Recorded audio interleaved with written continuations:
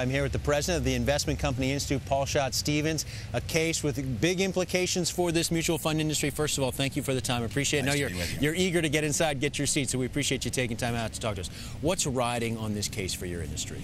Well, it's the legal standard that the federal courts will apply across the nation as they review the appropriateness of the contracts that fund advisors have with mutual funds. This specific case, 3 investors in Oakmark funds managed by Harris Associates, they sued, they said the Harris is overcharging them. They compared what Harris charged them on a percentage basis versus what Harris charged just an institutional investor that also advised. There was a discrepancy there. Well, talk to me about the facts of this case. Well, the allegations in the case are that a fund should charge no more than an institutional account. But the record in front of the court makes it fairly clear they're 2 completely different lines of business. They involve different regulations, they involve different levels of service, so they're really not comparable. It's interesting, this case, the shareholders in Oakmark got tip-top fund performance, and they paid very much middling or average fees. You could say that they were getting not excessive charges, but outstanding service for the cost. And that's what we see across the industry. And this case has significance beyond the immediate confines of the Harris Associates funds. It'll affect funds across the country and perhaps put at risk a system that has really returned incredible value and steadily declining costs to millions of fund shareholders. Yeah, you have some pretty high-profile people on the other side of this issue siding with shareholders. You've got Jack Bogle, who founded Vanguard. You've got the SEC and the Solicitor General of the United States government backing shareholders here. Well, I think we're all backing shareholders. That's not the point. The point is, what's the appropriate standard? And you're correct, the United States, the Securities and Exchange Commission, did file a brief.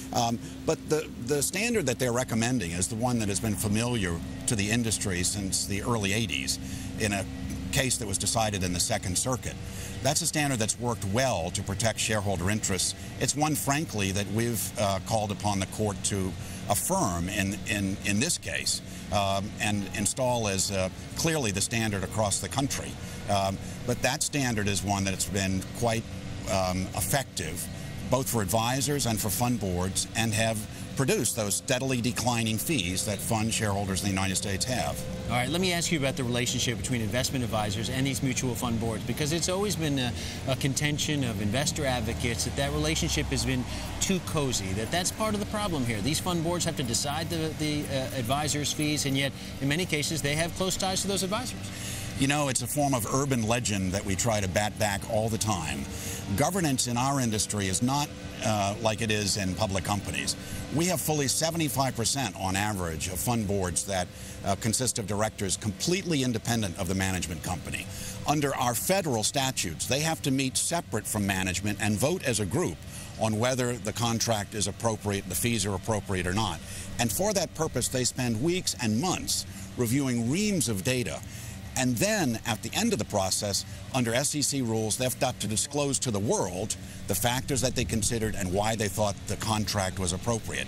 There's a degree of discipline and independence and transparency about this process that's really quite remarkable. And it's produced good things for shareholders. We will see if the High Court agrees. The arguments begin at 10 o'clock. Paul Stevens, thanks very much. Nice to be with you. Appreciate it very much.